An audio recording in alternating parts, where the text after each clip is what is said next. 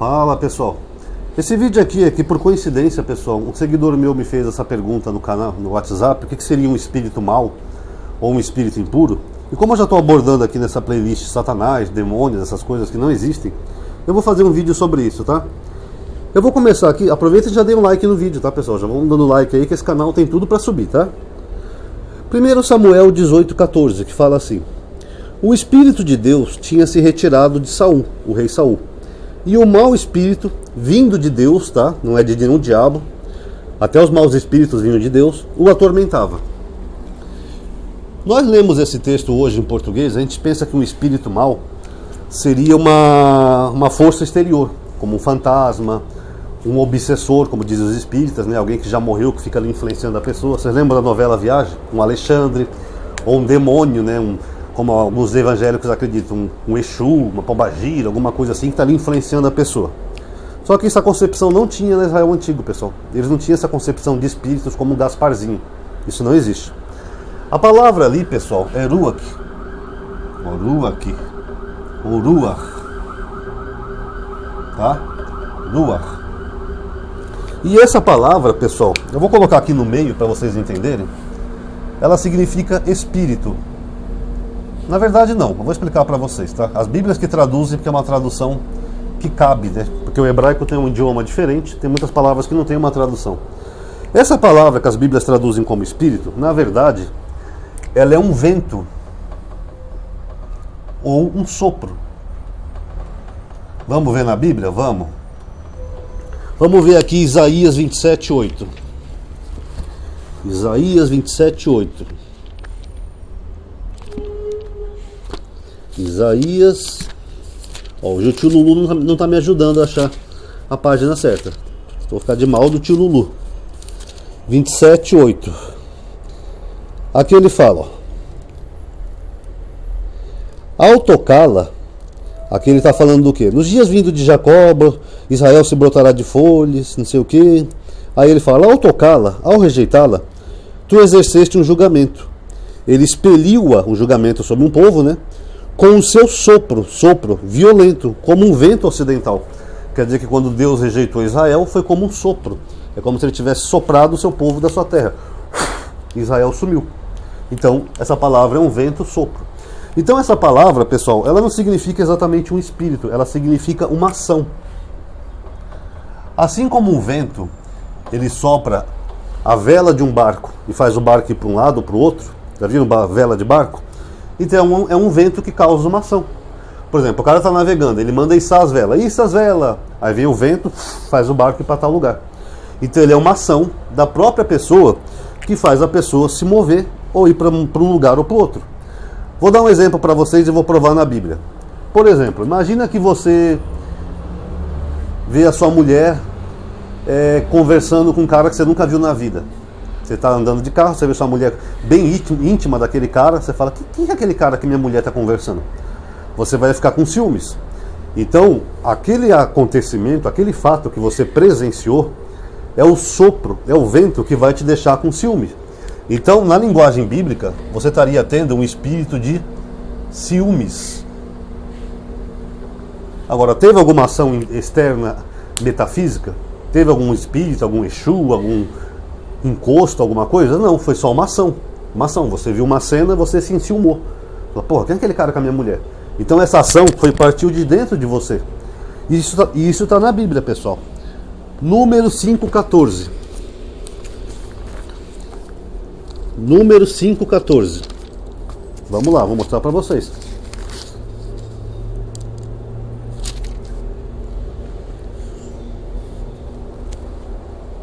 Contudo, preste atenção, está na Bíblia, número 5,14. Se um espírito de ciúmes vier sobre o marido e o tornar ciumento da sua mulher que está contaminada, ou ainda se esse espírito de ciúme, tem até um pronome demonstrativo, esse espírito de ciúme vindo sobre ele, torná-lo ciumento de sua mulher que está inocente. Eu pergunto, o ciúme é causado por algum espírito, pessoal? Quer dizer que o cara não tinha ciúme nenhum da mulher. A mulher podia estar até agarrando o outro na frente dele que ele não tinha ciúme. Aí veio um espírito sobre ele, aí do nada ele passou a ser ciumento. Ô mulher, quem que é isso daí? Tô achando estranho. Não, pessoal, o ciúme é uma ação interna, que nem Jesus falou, todos os males procedem do coração do homem, de dentro, não de fora. Então o ciúme é uma ação interna, mas essa ação é chamada na Bíblia de ruach de ciúme, ou seja, uma ação que faz o marido ficar ciumento. Não é um ser sobrenatural, é o próprio homem que tem ciúmes, mas é chamado de ruach, que é vento, sopro. Então ele fica...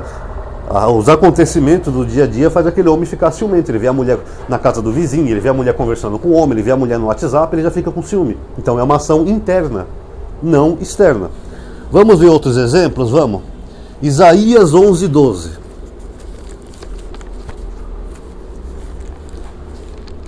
Isaías 11:12.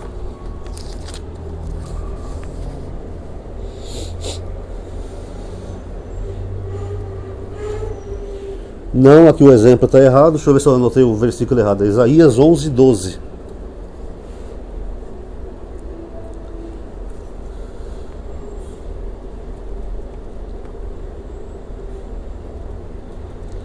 Não, esse exemplo aqui está errado. Vamos ver aqui.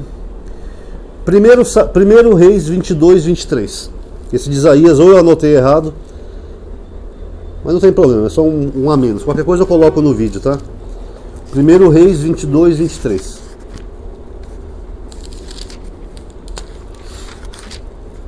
Olha o que diz aqui, ó.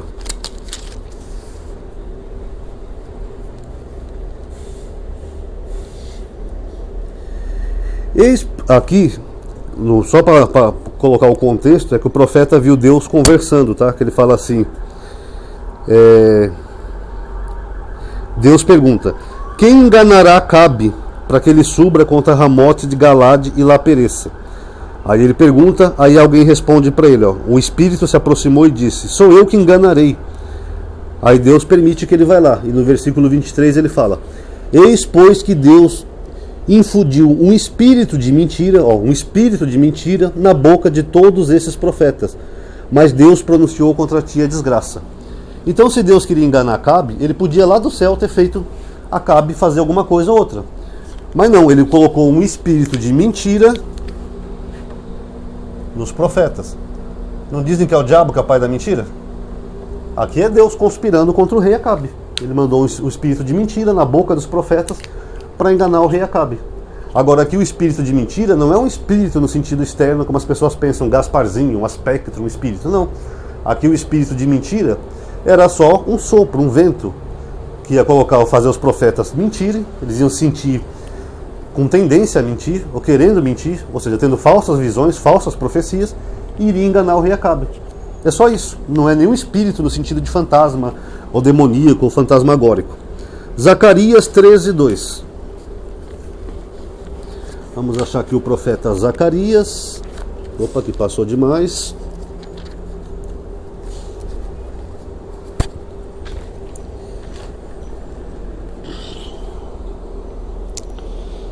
Zacarias, cadê? Zacarias 13:2.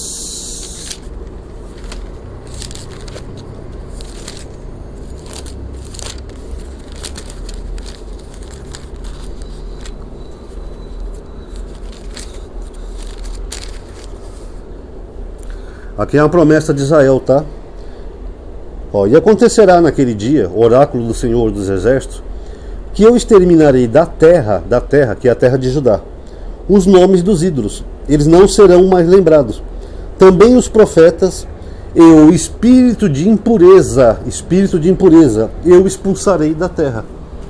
Então aqui é um espírito de impureza. O que é impureza? Aquilo que contaminava o culto, como ídolos, imagens, essas coisas, outros deuses. Aqui, ó. Só que nós já vimos 3 tipos de espíritos e nenhum deles é um ser espiritual. Vocês querem ver mais um exemplo? Em Juízes, só para tentar finalizar o vídeo, inclusive a minha bateria está quase no fim. Deuteronômio, Josué, Juízes 9:23.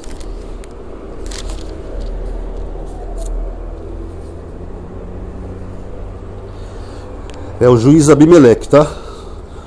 Depois Deus enviou um espírito de discórdia entre Abimeleque e os senhores de Siquém. E os senhores de Siquém traíram Abimeleque. que Deus fez aqui? Ele jogou os senhores de Siquém contra Abimeleque. Então ele enviou um espírito de discórdia. Foi um ser metafísico? Foi um Alexandre da novela Viagem? Não, pessoal. Foi só uma ação que fez as próprias pessoas começarem a ficar com raiva do Abimeleque. Começaram a falar, pô, esse cara tá demais, esse cara tá abusando. Então não é nenhum ser espiritual, é apenas uma ação que vem da própria pessoa. Então quando fala lá do rei Saul que um espírito de Deus se apartou de dele, e um espírito mau se aproximou, que seria Ruach Era, tá? Aqui acho que é Wine, se não estou enganado, Urá. Está falando que esse espírito, que a Saul se apartou de Deus, quando ele passou a desobedecer a Deus, e o espírito dele acabou se tornando um espírito mau, até porque vem da parte do próprio Deus. Então Saul desobedecia a Deus, era orgulhoso, porque ele era o rei de Israel, então ele começou a ter atitudes que Deus não gostava, mas era o espírito do próprio Saul que começou a ter essa ação negativa. Depois ele ficou com inveja do rei Davi, etc e tal, então era o espírito do próprio Saul.